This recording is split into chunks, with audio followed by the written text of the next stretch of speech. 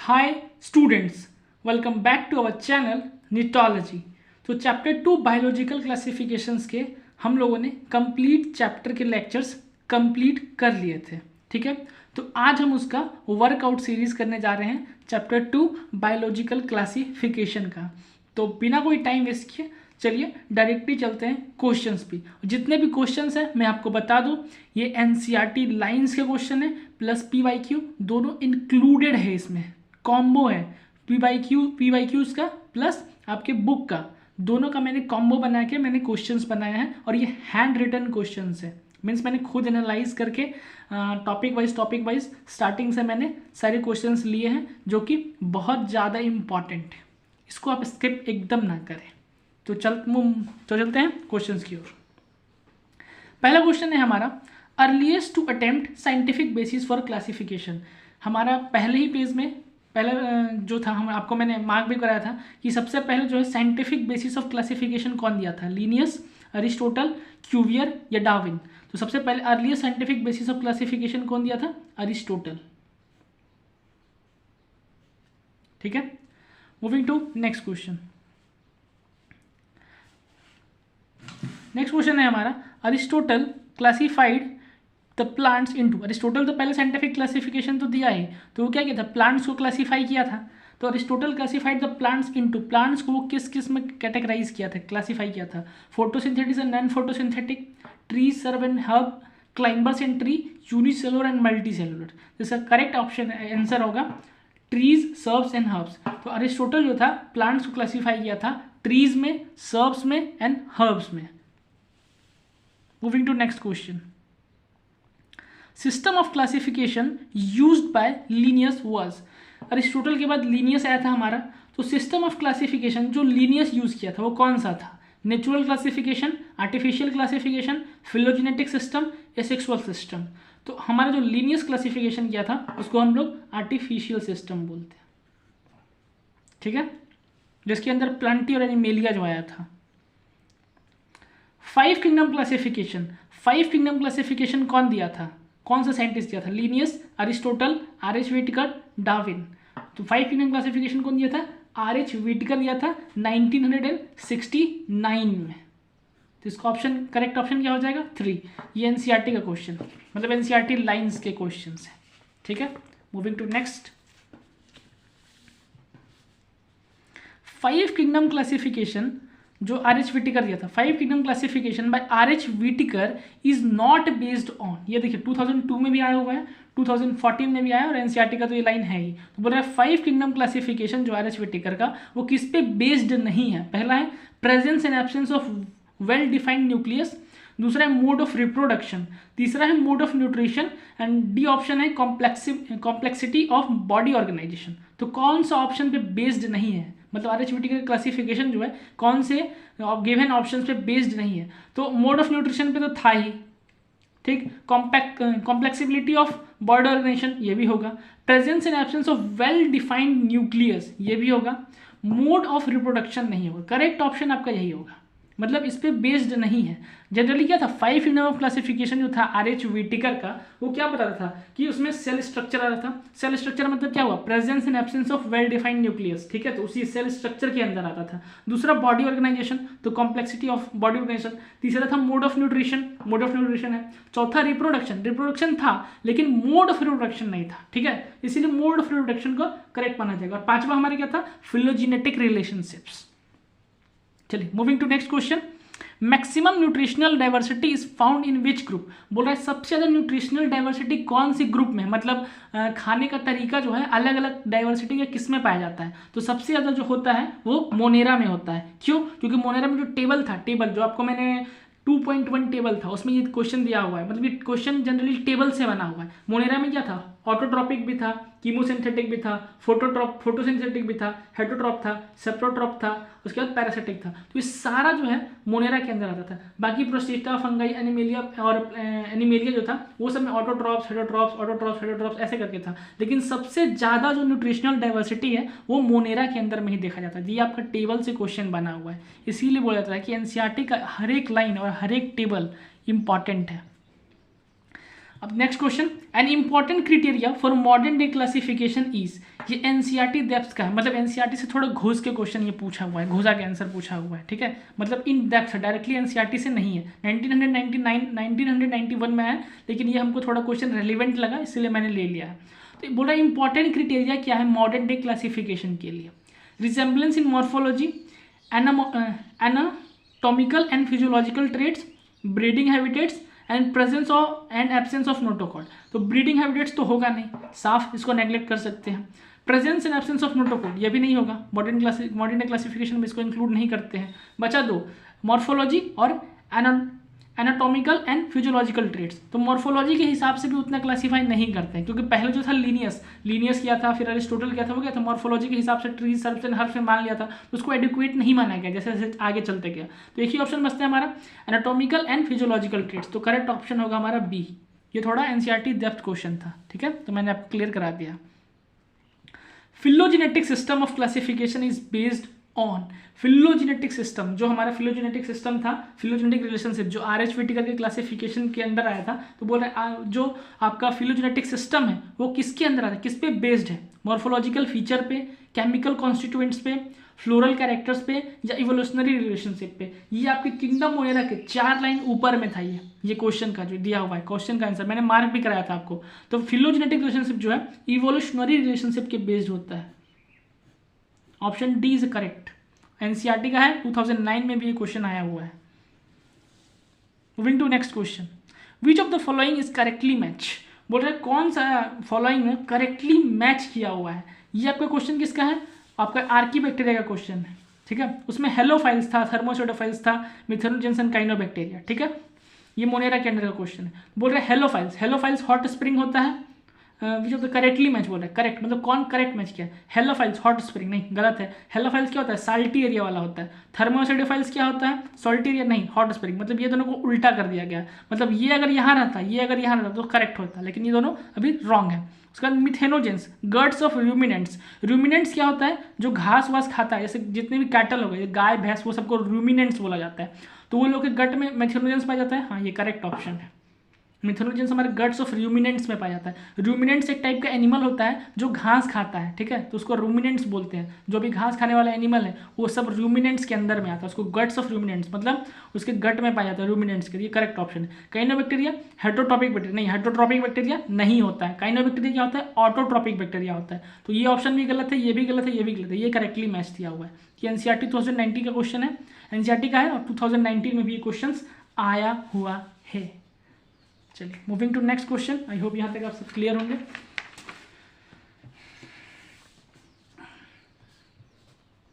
Next question है हमारा, which among the following are the smallest cell without a definite wall, मतलब definite wall नहीं है, pathogenic है प्लांट में, मतलब प्लांट को नुकसान पहुंचाता है और एनिमल को भी, और कैन सर्वाइव विदाउट ऑक्सीजन, और ऑक्सीजन के बिना भी जी सकता है। तो कौन सा ऑप्शन हो जाएगा, सीडोमोनास, माइकोप्लाज्मा, नोस्टोक, बेसिलस। तो इसका ऑप्शन एक ही है, वो है माइकोप्लाज्मा। माइकोप्लाज्मा का आपको हमने 4 फीचर याद करने के लिए बोला था, बस 4 लाइन उसका इंपॉर्टेंट था माइकोप्लाज्मा का। क्या क्या था, पहला लेग सेल वॉल, उसमें सेल वॉल नहीं होता है। दूसरा स्मॉलेस्ट सेल होता है। तीसरा विदाउट ऑक्सीजन जीता है, और पैथोजन होता है एनिमल और प्लांट का। तो देखिए उससे क्वेश्चन आया हुआ है, एनसीईआरटी में है, एनसीईआरटी में आपका मेंशन है ही, प्लस 2017 में भी आया हुआ है क्वेश्चन इससे, तो this is important. Bacteria are the sole member of kingdom dash, देखिए एनसीईआरटी लाइन है, बैक्टीरिया सोल मेंबर कौन से किंगडम का था, तो kingdom Monera, NCERT line ditto. Pick out the wrong match one, बोल रहा है जो रॉन्ग मैच किया गया है उसको पिक आउट कीजिए। स्फेरिकल क्या है, कोकस, सही है। रॉड शेप्ड बेसिलस, सही है। कॉमा शेप वाइब्रम, फ्लैजिलम नहीं होता है, क्या होता है, वाइब्रम होता है, तो ये गलत है, तो ये ऑप्शन हमारा सही हो जाएगा। और स्पाइरल स्पाइरलियम, ये तो करेक्ट है ही, ठीक है, जो बैक्टीरिया का शेप था उसके अकॉर्डिंग पे ये क्वेश्चन दिया हुआ है, तो आपको मैचिंग करने भी दे सकता है या पिक आउट भी करने दे सकता है। तो मैंने ऐसा इसलिए कराया ताकि आपको सब याद हो जाए, रिमेंबर हो जाए, इसलिए मैंने मैचिंग के फॉर्म में नहीं दिया है क्वेश्चन।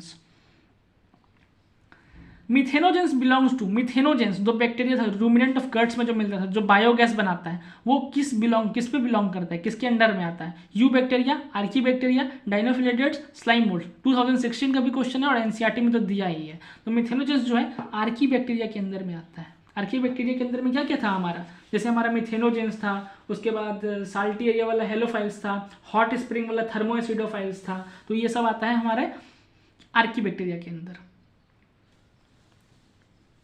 अब देखिए ये इंपॉर्टेंट क्वेश्चन है, ये प्रोबेबिलिटी है आई थिंक आने की। आर्कियोबैक्टीरिया डिफर फ्रॉम यू बैक्टीरिया, बोल रहा है आर्कियोबैक्टीरिया जो है यू बैक्टीरिया से डिफरेंस किस में करता है। एनसीईआरटी का भी क्वेश्चन है, 2014 में भी आया हुआ है। सेल मेम्ब्रेन स्ट्रक्चर से, मोड ऑफ न्यूट्रिशन से, सेल शेप से, या मोड ऑफ रिप्रोडक्शन से। तो सेल मेम्ब्रेन का स्ट्रक्चर से, उसका सेल वॉल ही डिफरेंट होता है। मैंने आपको मार्क भी कराया है आर्कियोबैक्टीरिया में, आर्कियोबैक्टीरिया का लाइन्स आप देखिएगा, archaebacteria differ from other bacteria in having different cell wall structure. ये आर्कियोबैक्टीरिया में मेंशन है, मैंने अंडरलाइन भी कराया है आपको लेक्चर के दौरान, ठीक है। तो ये क्वेश्चन आपका इधर कंप्लीट हो गया। Moving to next questions. The primitive prokaryotes responsible for the production of biogas from the dung of ruminant animal include the, बोल रहा है ऐसा प्रोकैरियोट बताइए, प्रोकैरियोट ऑर्गेनिज्म बताइए जो बायोगैस का प्रोडक्शन करता है और डंक ऑफ रूमिनेंट में मिलता है। अभी हम लोगों ने किया 2016 में क्वेश्चन है, एनसीईआरटी का है, सिंपल क्वेश्चन, मिथेनोजेंस। ये क्या करते हैं, रूमिनेंट ऑफ एनिमल में मिलता है और ये बायोगैस का प्रोडक्शन करने में हेल्प करता है। Next question, the cyanobacteria also referred to as, cyanobacteria को हम लोग और किस नाम से जानते हैं। एनसीईआरटी 2012 का भी क्वेश्चन है। Protista, golden algae, slime moulds, blue green algae. तो काइनोबैक्टीरिया को also referred as blue green algae, NCERT mention. The most abundant prokaryotes helpful to human in making curd, मतलब हम लोग को ऐसा प्रोकैरियोट बताना है सबसे ज़्यादा अमाउंट में पाया जाता है, दही बनाने के काम में आता है और एंटीबायोटिक के काम बनाने के काम में आता है। कौन सा हो जाएगा, काइनोबैक्टीरिया, आर्कियोबैक्टीरिया, कीमोसिंथेटिक ऑटोट्रॉप्स या हेटरोट्रॉपिक बैक्टीरिया। तो इसके अंदर आएगा हेटरोट्रॉपिक बैक्टीरिया, क्योंकि ये ज़्यादातर एबंडेंट प्रोकैरियोट्स होता है और ये दही कर्ड बनाने के काम आता है, मतलब दूध से दही बनाने के काम में आता है और एंटीबायोटिक्स बनाने के काम में भी आता है heterotrophic bacteria. Next question, bacteria forms blooms in polluted water है, बोल रहा है पानी में ब्लूम्स, पॉल्यूटेड वाटर में ब्लूम्स कौन बनाता है। एनसीईआरटी का क्वेश्चन है। Photosynthetic autotrophs, chemosynthetic autotrophs, heterotrophs या सेप्रोफाइट्स। तो इसका करेक्ट ऑप्शन क्या हो जाएगा, फोटोसिंथेटिक ऑटोट्रॉप्स। वो क्या करता था, ब्लूम्स फॉर्म करता था, फोटोसिंथेटिक ऑटोट्रॉप्स। फोटोसिंथेटिक ऑटोट्रॉप्स को हम लोग काइनोबैक्टीरिया भी बोलते हैं या ब्लू ग्रीन एल्गी भी बोलते हैं, ठीक है। तो ये सारा ऑप्शन, या फिर आपको काइनोबैक्टीरिया दिया हुआ है या ब्लू ग्रीन एल्गी दिया हुआ है या फोटोसिंथेटिक ऑटोट्रॉप्स दिया है, तीनों सेम ही है, तीनों फॉर्म करता है पॉल्यूटेड वाटर में ब्लूम्स। तो आपको इसका ध्यान रखना है, कंफ्यूज नहीं होना है। अगर नाम चेंज हो जाएगा तो आपको कंफ्यूज नहीं करना, ये नहीं बोलना कि एनसीईआरटी से बाहर दे दिया। एनसीईआरटी में वैसे मेंशन भी है, प्लस आपको ये सब नामों का ध्यान रखना पड़ेगा, वो सब सेम ही है। Next, moving to next question, bacteria reproduce mainly by, bacteria reproduction mainly किससे करता है। एनसीईआरटी का लाइन है आपका, माइकोप्लाज्मा के ऊपर बताया हुआ था। बैक्टीरिया किससे रिप्रोड्यूस करता है, मेनली बाय फिजन। एनसीईआरटी का क्वेश्चन है। डिट्टो को मैंने सारा मार्क कराया हुआ है, सारा लेक्चर के दौरान पढ़ाया हुआ है, आप देख सकते हैं सारा क्वेश्चन हिल रहा है, टकाटक क्वेश्चन बन रहा है, एक भी क्वेश्चन में आप नहीं फंसोगे। बस लेक्चर को आप डेडिकेटली ब्लाइंडली फॉलो करो। आपको हम पढ़ा रहे हैं, बता रहे हैं तो एक्सपीरियंस के साथ ही बता रहे हैं, ऐसा नहीं है कि कुछ भी ऐसे बुक उठा के आ गए हैं और पढ़ा रहे हैं। आपको पूरा एनसीईआरटी एनालिसिस, क्वेश्चन, पीवाईक्यू सब देखते हुए हम आपको लेक्चर करा रहे हैं। Next question, which of the following organisms are known as chief producer of ocean. Chief producer of oceans कौन था, क्रेसोफाइट्स में हम लोग पढ़े थे, याद कीजिए। Diatoms, diatoms are the chief producer of ocean, last line था हमारा क्रेसोफाइट्स का। Diatoms are the chief producer of oceans, 2018 में क्वेश्चन आया हुआ है, प्लस एनसीईआरटी में तो मेंशन है ही। Next question, all single cell eukaryotes are placed under which kingdom. जितना भी सिंगल सेल यूकैरियोट्स है वो किसके अंडर प्लेस्ड, कौन से किंगडम में, ये भी मैंने आपको अंडरलाइन कराया हुआ है। एनसीईआरटी का क्वेश्चन है। तो जितना भी सिंगल सेल यूकैरियोट्स है वो सब प्रोटिस्टा के अंदर में आता है, और जितना प्रोकैरियोट्स था वो किसके अंदर था, मोनेरा के अंदर था, ठीक है। आपको ये ध्यान रखना है, मैंने कराया भी है लेक्चर्स के दौरान। Chrysophytes, euglenoids, dinoflagellates and slime moulds are included in which kingdom. तो ये सब किस किंगडम के अंदर में आता है, तो किंगडम प्रोटिस्टा के अंदर में आता है, क्योंकि किंगडम मोनेरा के अंदर तो दो ही था ना, आर्कियोबैक्टीरिया था और हमारा यू बैक्टीरिया था। बाकी उसके बाद क्या है, दूसरे किंगडम आया था किंगडम प्रोटिस्टा। तो किंगडम प्रोटिस्टा के अंदर उसको क्लासीफाई किया गया था किसमें, क्रेसोफाइट्स, euglenoids, dinoflagellates and slime moulds, ठीक है। 2016 में आया हुआ है, प्लस एनसीईआरटी का तब का क्वेश्चन है ही। चलिए moving to next question. Next question आपका स्टेटमेंट वाला है, ठीक है, तो आपको इसको ध्यान से पढ़ना है। सेलेक्ट द रॉन्ग स्टेटमेंट, आपको इसमें से रॉन्ग स्टेटमेंट चूज करना है। पहला दिया हुआ है the wall of diatoms are easily destructible. दूसरा, diatomaceous earth is form by the cell wall of diatoms. Diatoms are the chief producer in oceans. Diatoms are microscopic and float passively in water.